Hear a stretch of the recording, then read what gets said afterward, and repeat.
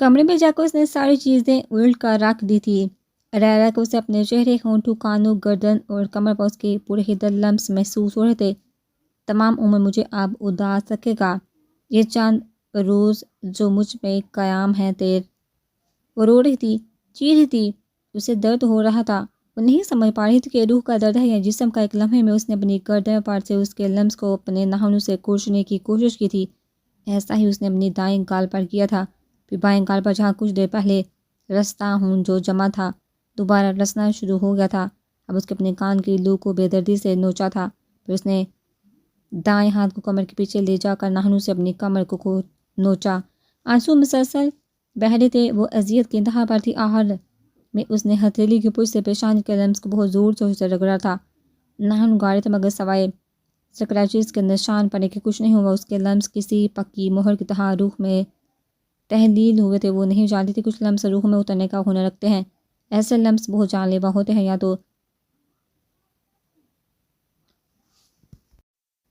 جادوئی بخشتے ہیں یا پھر نسوں میں زہر بن کر قطرہ قطرہ جان نچوڑتے ہیں۔ اذلان حیدر شاہ کے ہر لمس نے اس کی نسوں میں قطرہ قطرہ زہر بڑھا تھا۔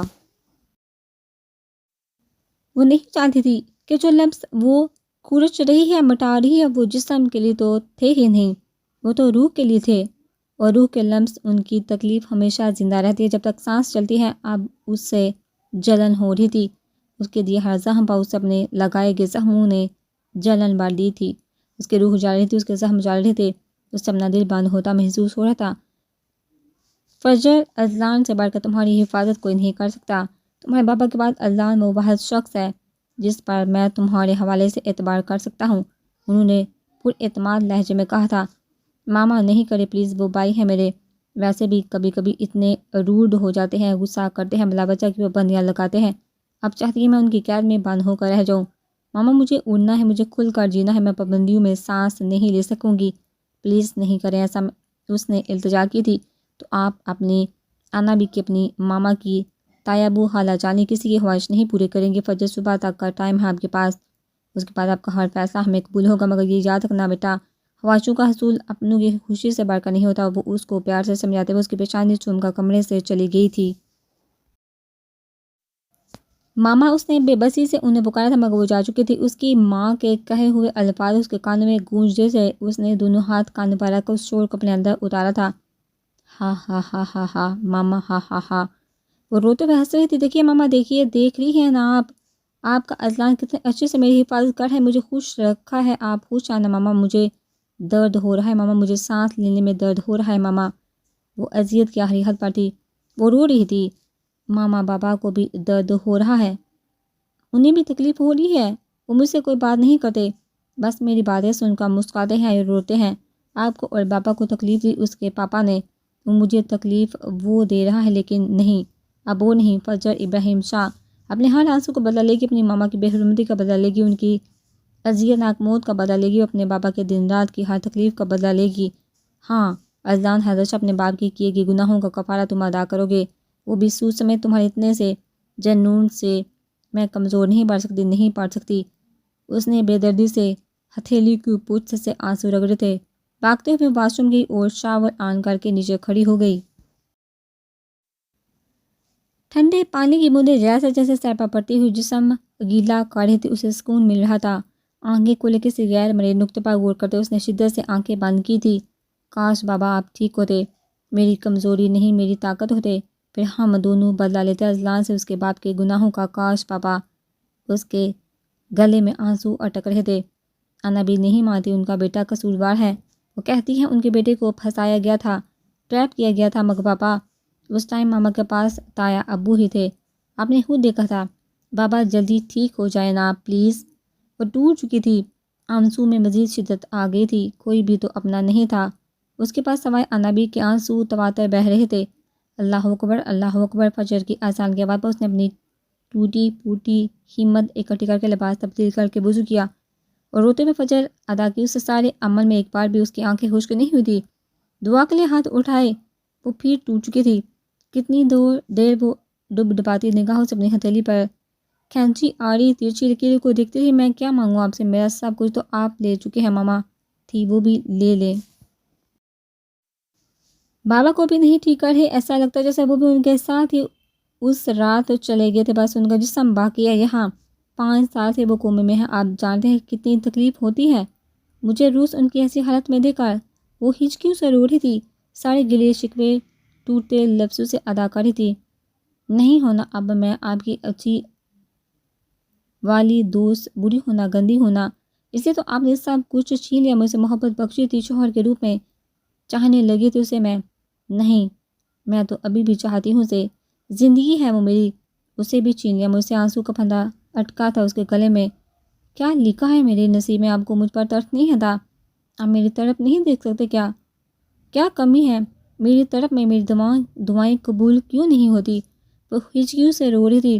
میں نے کہا تھا آپ سے اسے جہاں نہ بھیجیے، میری زندگی میں واپس نہ لائیے، مجھے اس کے سامنے نہ لائے، مگر پھر بھی وہی سب کچھ ہوا۔ وہ اس طرح اتنے جنون اور شدت سے میرے سامنے آیا، اتنی شدت تھی فجر کے رونے میں کہ اس کا پورا جسم کانپ رہا تھا۔ میرا دل بند ہو رہا ہے، مجھے ایسا لگتا ہے سانس نہیں آ رہا، مجھے اس کی نفرت برداشت نہیں ہوتی، مجھے اس سے محبت نہیں کرنی، مجھے اس کے پاس نہیں جانا، مجھے اس سے دور نہیں ہونا۔ وہ تیز اور ٹوٹی پھوٹی سانسوں سے الفاظ ادا کر رہی تھی، میں مرنا چاہتی ہوں، میں زندہ بھی رہنا چاہتی ہوں، آپ سمجھ سکتے ہیں نا میری حالت؟ اپنی مانگی ہوئی دعاؤں پر یقین رکھا کرو، وہ رحمان ہے، وہ دعائیں رد نہیں کرتا۔ اس کی ماما کی کئی باتوں سے یاد آئی تھی، ٹوٹے پھوٹے لڑکھڑاتے لفظ ادا کرتے وہ وہیں گر گئی تھی اور بے ہوش ہو گئی تھی۔ جی ماما، آپ نے بلایا تھا؟ ہاں حیدری، جہاں آ کر بیٹھو میرے پاس۔ انہوں نے اسے پاس بلوایا۔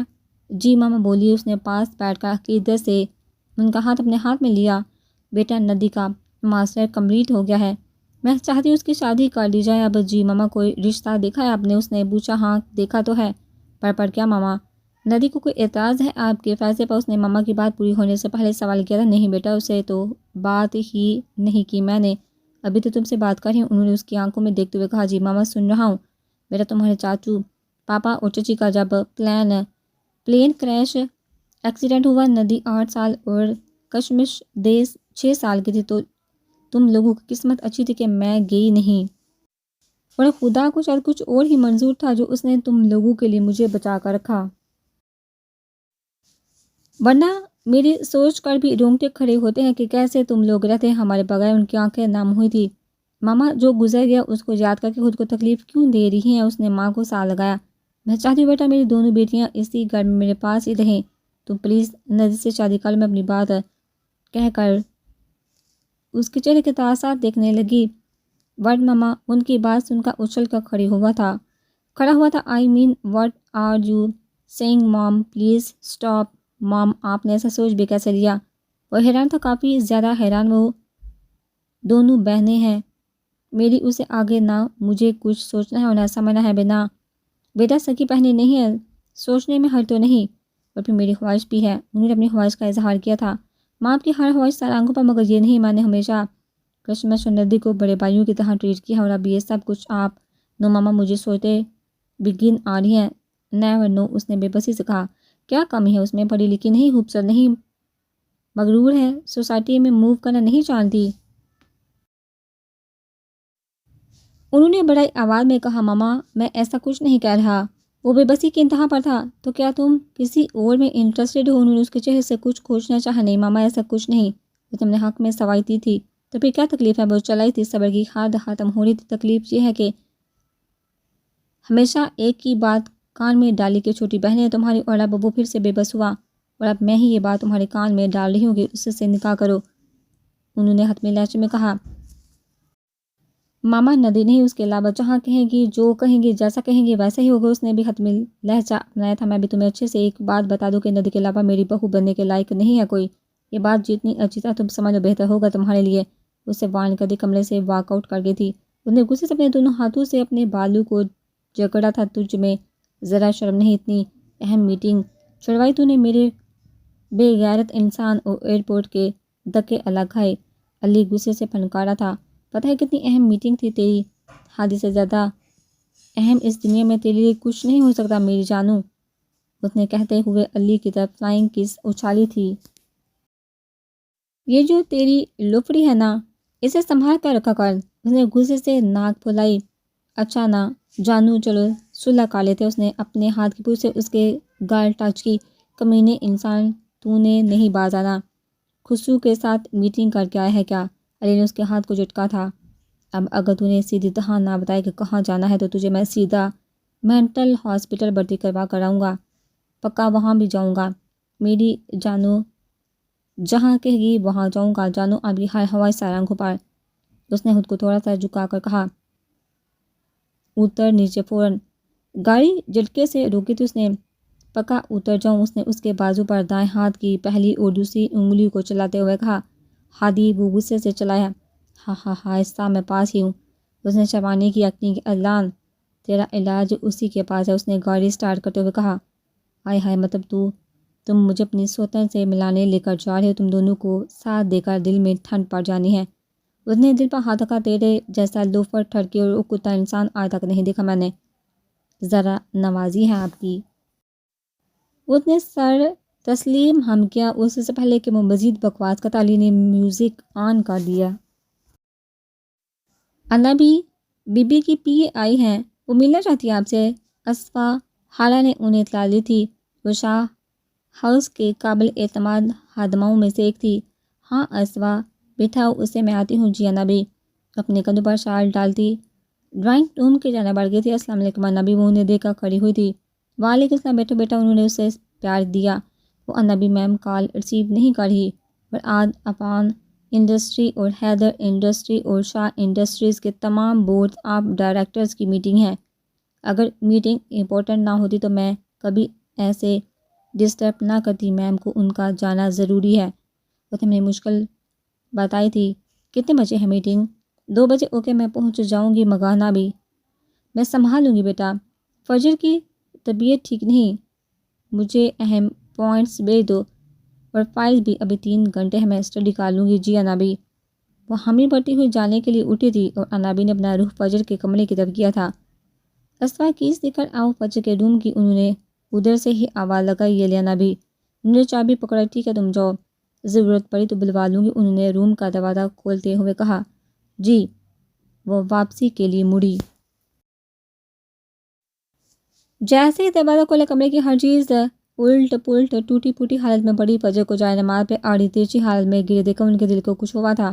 آگے بڑھ کر اس کے پاس بیٹھ کر انہوں نے اس کا سر گود میں رکھا اور اسے آوازیں دی، لیکن کسی آواز کا جواب نہیں تھی۔ اس کا جسم تپ رہا تھا، رنگ پیلا ہو رہا تھا اور نبض بہت کمزور چالی تھی۔ میں جان سے مار دوں گی ازی تمہیں، آئی ہیٹ یو ازی، لیو می زی۔ بابا ماما انا بھی وہ نیم بے ہوشی کی حالت میں بڑبڑا رہی تھی۔ انہوں نے بے ساتھ اپنے سینے میں چھپایا تھا، آنسو ان کی آنکھوں سے بھی بہہ رہے تھے۔ اسوا اسوا جی انا بھی اسے پکڑو، بیڈ پر لے کر جانا۔ ان دونوں نے اسے کھینچتے ہوئے بیڈ پر لٹایا۔ اس کا جسم کانپ رہا تھا۔ نبی نے اس پر کمفرٹر دیا۔ اسوا ڈرائیور کو کال کر دو اور ہیٹر آن کر دو، اسے اگلا حکم جاری کر رہی تھی۔ اب اس کا سر دبا رہی تھی۔ نبی فکر کی کوئی بات نہیں، بس زیادہ سٹریس کی وجہ سے ہوا ہے یہ سب، اور بی پی بھی لو ہے۔ آپ یہ میڈیسن دیں، ان کو زیادہ سے زیادہ فریش جوس دیں۔ ڈاکٹر نے تفصیلی چیک اپ کے بعد اپنے آفیشل انداز میں ہدایت جاری کی۔ ویسے اس کے چہرے پر یہ سکریچز، اس نے حیرانگی سے پوچھا۔ ابراہیم کے رپورٹس آپ کب آئیں گی؟ انہوں نے بات بدلی۔ منگل تک آ جائیں گی۔ ابراہیم صاحب کی طبیعت میں کچھ بہتری آئی۔ النبی سے باہر تک چھوڑنے آئی تو اس نے ان کے ساتھ چلتے ہوئے پوچھا۔ نہیں ویسا ہی ہے جیسا 5 سال پہلے تھا، انہوں نے آنکھوں کی نمی کو پیچھے دھکیلتے ہوئے کہا۔ پریشان نہ ہوا کرے، سب ٹھیک ہو جائے گا، آزمائش کی گھڑی ہے، صبر کرے، اللہ پاک بہتری کرے ان کے حق میں، آمین ثم آمین۔ انابی اسے رخصت کر کے دوبارہ فجر کے پاس آئی تھی۔